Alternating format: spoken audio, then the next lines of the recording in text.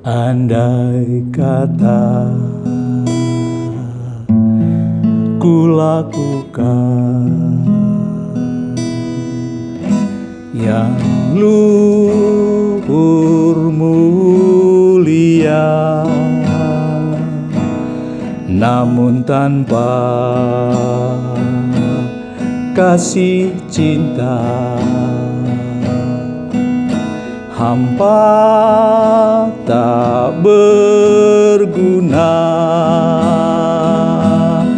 Ajarilah kami bahasa kasih-Mu, agar kami dekat padamu ya Tuhanku.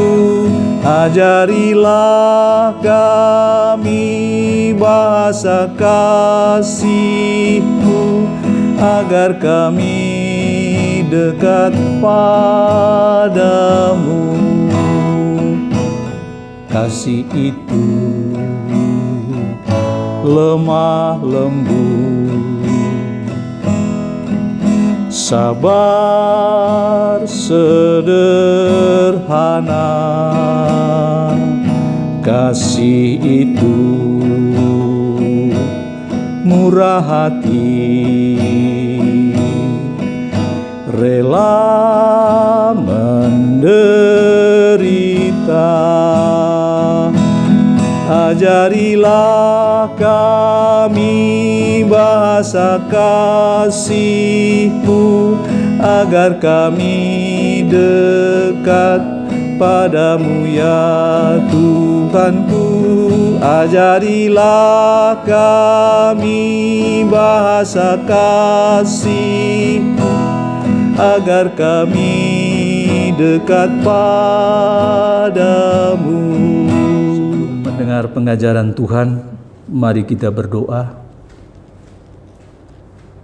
Bapa kami yang di sorga, kami anak-anak-Mu sungguh bersyukur atas pemeliharaan-Mu yang luar biasa bagi kami. Dan pada hari ini kembali Engkau berkenan menuntun kami untuk mendengarkan pengajaran-Mu. Kami mohon Roh Kudus menolong kami untuk memahami firman-Mu, menyimpan firman-Mu di dalam hati kami, dan melakukannya di dalam kehidupan kami. Dalam nama Yesus Kristus kami berdoa dan bersyukur. Amin. Bapak, Ibu, Saudara yang dikasihi Tuhan Yesus Kristus, renungan hari ini berjudul Hidup bersama Tuhan dan 7 langkah iman. Hidup bersama Tuhan dan 7 langkah iman. Didasarkan pada sabda Yesus tentang keberadaan orang percaya dalam Yohanes 15 ayat 5. Akulah pokok anggur dan kamulah ranting-rantingnya. Dan pernyataan Paulus tentang tata cara orang percaya menjalani hidup bersama Tuhan dalam Roma 1 ayat 17. Orang benar akan hidup oleh iman. Suatu pengajaran bahwa orang percaya sebagai ranting hidup bersama Tuhan sebagai pokok anggur, dan Tuhan sebagai pokok anggur menghidupi orang percaya sebagai ranting. Pertanyaannya adalah, bagaimana cara menikmatinya? Bapak, Ibu, Saudara yang dikasihi Tuhan Yesus Kristus, mari kita cermati pengajaran Tuhan melalui firman Tuhan sebagai berikut. Pertama, Sabda Yesus dalam Matius 6 ayat 33 memerintahkan kepada kita, tetapi carilah dahulu kerajaan Allah dan kebenarannya, maka semuanya itu akan ditambahkan kepadamu.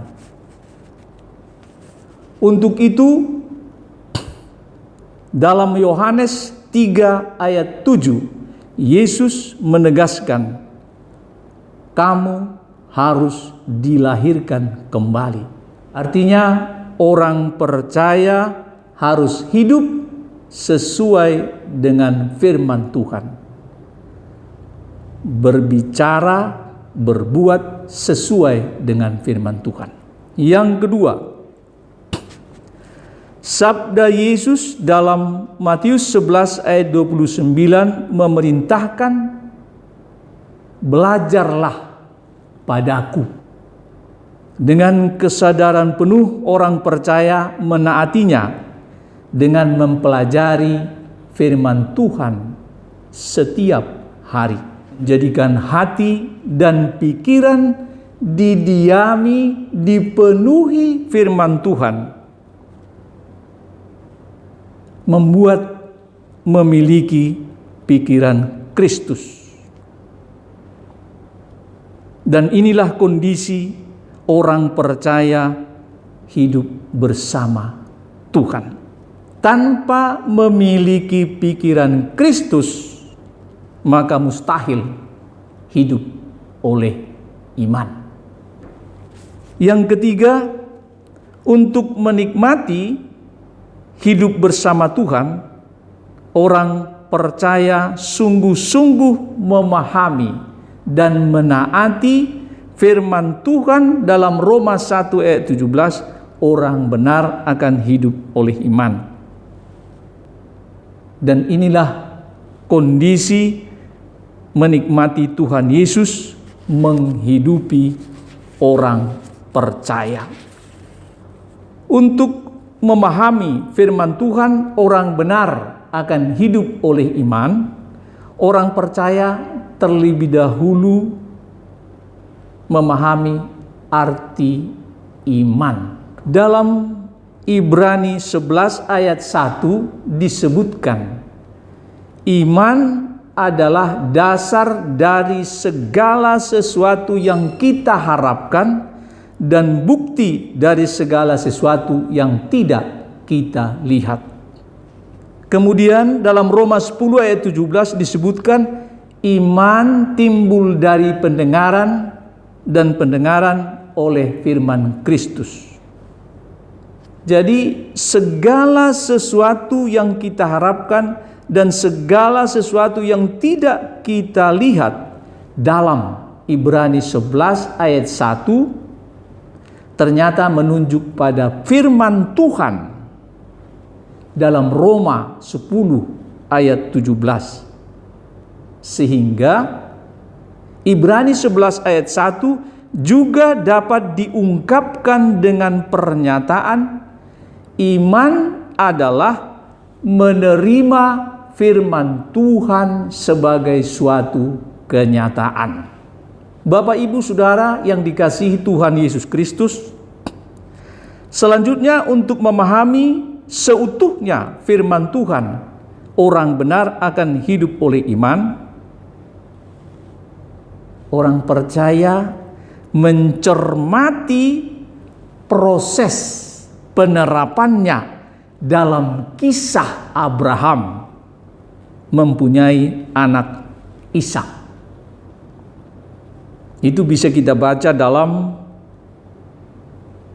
Kejadian 15 ayat 1 sampai dengan 6, Kejadian 21 ayat 1 sampai dengan 7, dan Roma 4 ayat 18 sampai 22.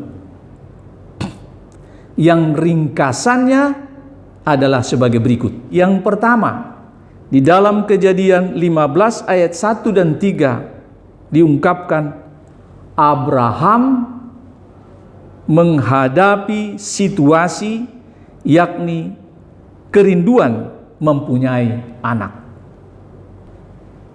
Itu yang pertama. Yang kedua, Kejadian 15 ayat 3, Abraham mengungkapkan situasi kepada Tuhan.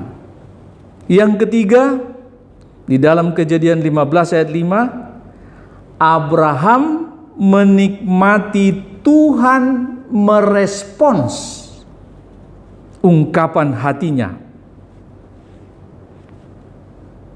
yang berbunyi, demikianlah banyaknya nanti keturunanmu. Jadi ini ditegaskan di dalam Kejadian 15 ayatnya yang kelima. Yang keempat, Abraham menerima respons Tuhan. Jadi firman Tuhan, demikianlah nanti banyaknya keturunanmu, itu diterima oleh Abraham sebagai suatu kenyataan, menunjukkan Abraham memiliki iman. Yang kelima, Abraham melakukan penantian yang sungguh-sungguh akan digenapinya firman Tuhan yang diterima sebagai suatu kenyataan. Kondisi ini menunjukkan Abraham memiliki pengharapan. Dan yang keenam, Abraham menaati, memegang teguh firman Tuhan yang diterima sebagai suatu kenyataan. Kondisi ini menunjukkan Abraham mengasihi Tuhan. Karena kalau kita baca di dalam 1 Yohanes 5 ayat 3, mengasihi Tuhan dengan menjalani hidup dalam ketaatan kepada Tuhan. Yang ketujuh, dengan Abraham memiliki iman, pengharapan, dan kasih, membuat firman Tuhan Kejadian 15 ayat 5, demikianlah banyaknya nanti keturunanmu, digenapi oleh Tuhan. Sarah melahirkan seorang anak laki-laki bernama Ishak. Bagi Abraham dalam masa tuanya, pada waktu yang telah ditetapkan sesuai dengan firman Allah kepadanya.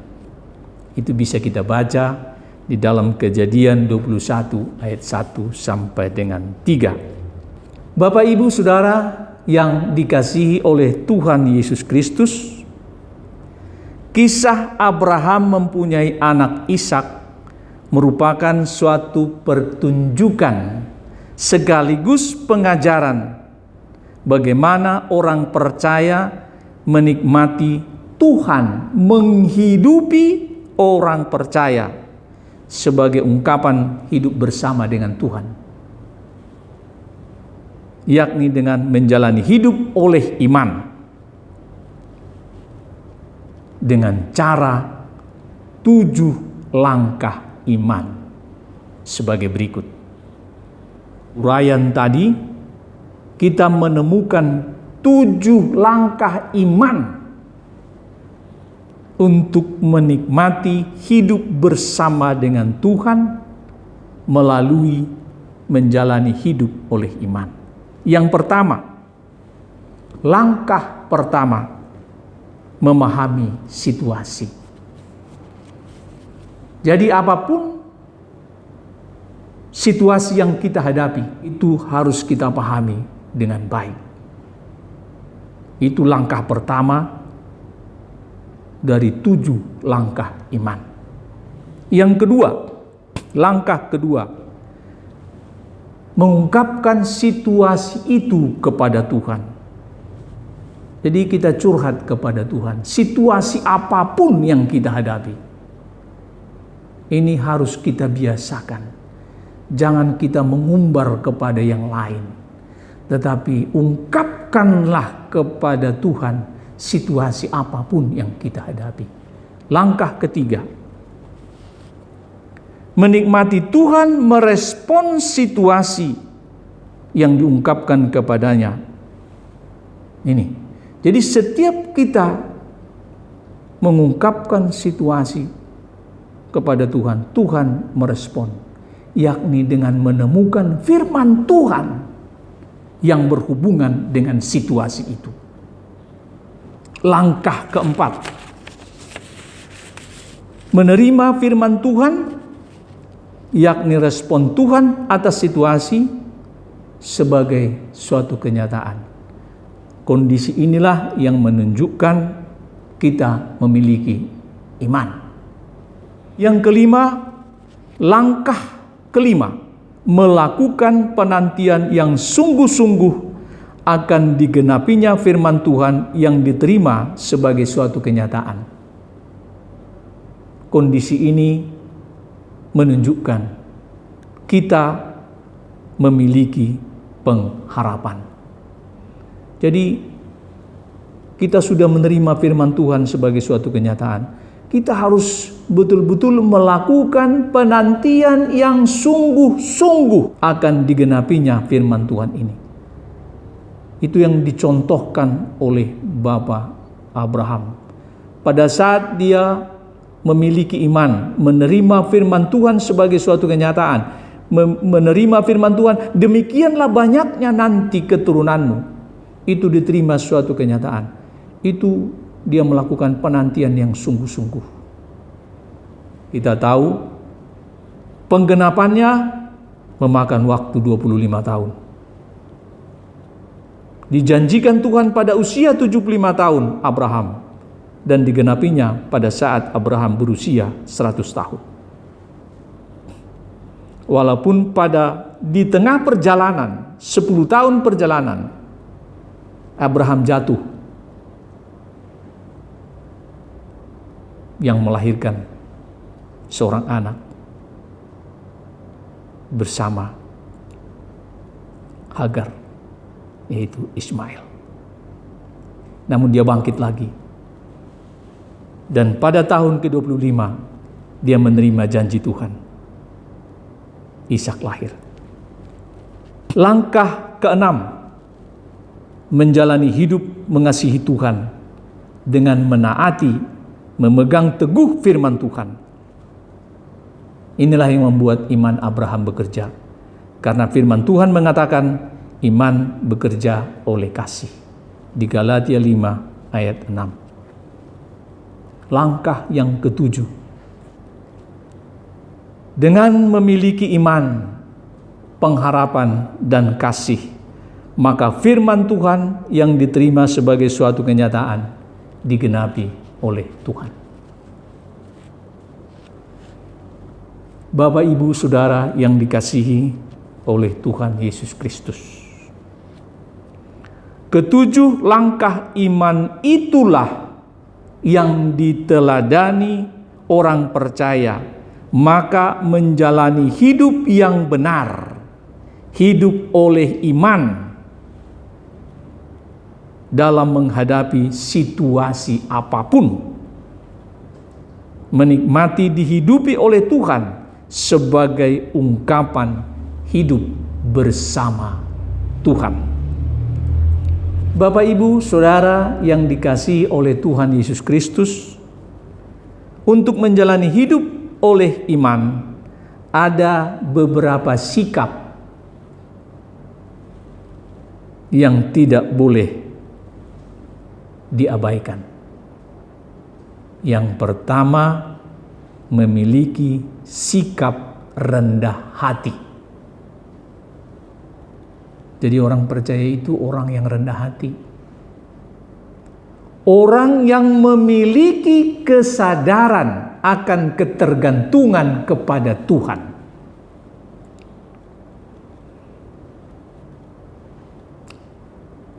Jadi orang yang memiliki kesadaran ketergantungan kepada Tuhan inilah yang membuat taat kepada Tuhan. Jadi orang yang taat kepada Tuhan adalah orang yang rendah hati. Jadi tanpa rendah hati, ketaatan kepada Tuhan tidak akan pernah ada. Itu makanya dengan memiliki rendah hatilah maka orang percaya menikmati hidup oleh iman. Makanya sikap rendah hati ini tidak boleh dilupakan, tidak boleh diabaikan. Kesadaran akan ketergantungan kepada Tuhan. Sikap yang kedua, sikap mengampuni. Melepaskan orang yang menyakiti kita ke dalam tangan Tuhan. Orang Kristen adalah orang yang mengampuni, dan dengan kondisi hidup mengampunilah orang Kristen menikmati hidup oleh iman. Tuhan Yesus Sang Pengampun, Dia menghidupi orang Kristen. Jadi tidak ada orang Kristen yang tidak hidup mengampuni, karena Yesus Kristus Sang Pengampun yang menghidupi dia. Sikap yang ketiga, sikap tanpa ketakutan. Jadi ini bisa kita baca di dalam 2 Timotius 1 ayat 7. Di situ firman Tuhan mengatakan, Allah memberikan kepada kita bukan roh ketakutan, melainkan roh yang membangkitkan kekuatan, kasih, dan ketertiban. Dengan kondisi tanpa ketakutanlah orang Kristen menikmati hidup oleh iman. Yang keempat, sikap tidak jemu-jemu berdoa. Di dalam Lukas 18 ayat 1, bahwa orang percaya harus selalu berdoa dengan tidak jemu-jemu. Pertumbuhan jemaat di Korea Selatan itu mendapat perhatian yang sungguh-sungguh dari dunia kekristenan. Karena apa? Demikian pesatnya pertumbuhan jemaat di sana. Sekali waktu seorang pendeta bertanya kepada pendeta David Yonggi Cho, Pak Cho, apa rahasia daripada pertumbuhan yang demikian pesat? Pendeta David Yonggi Cho menjawab dengan memberikan pertanyaan.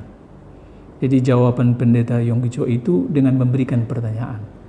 Bapak berapa lama waktu berdoa satu hari? Si pendeta yang bertanya itu menjawab 30 menit. Itulah jawabannya, kata pendeta Yonggi Cho. Itulah jawabannya. Karena saya berdoa satu hari 3 sampai 5 jam, kata pendeta Yonggi Cho. Setiap jemaat jam 5 pagi mengadakan persekutuan doa bersama. Dan setiap hari Jumat mengadakan doa semalam-malaman.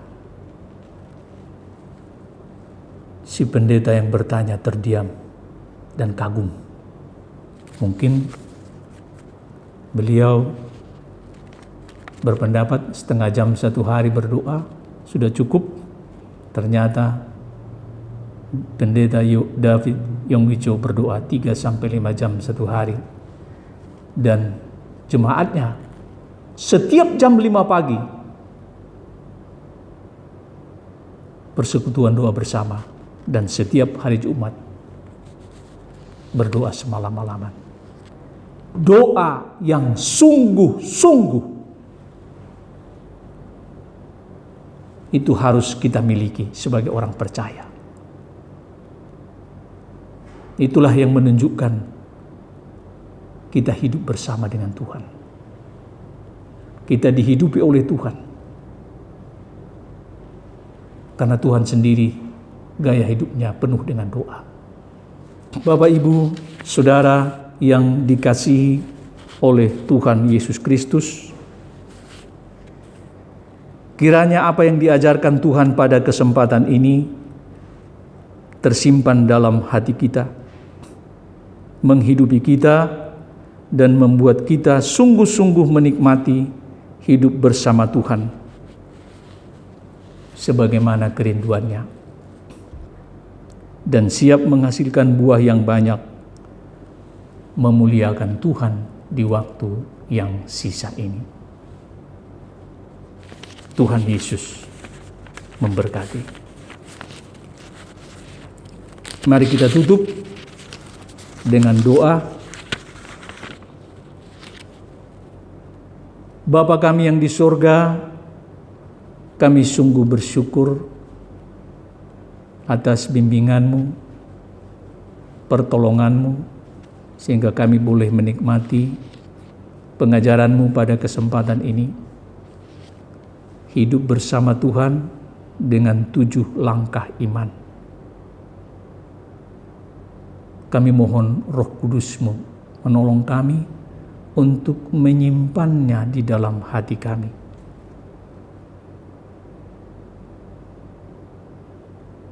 Menolong kami untuk melakukannya di dalam kehidupan kami, supaya kami menikmati hidup bersama dengan Tuhan, hidup yang bertumbuh dan menghasilkan buah yang banyak. Hidup kami memuliakan Tuhan. Terima kasih Tuhan, Engkau sungguh baik. Dalam nama Yesus Kristus kami berdoa dan bersyukur. Amin.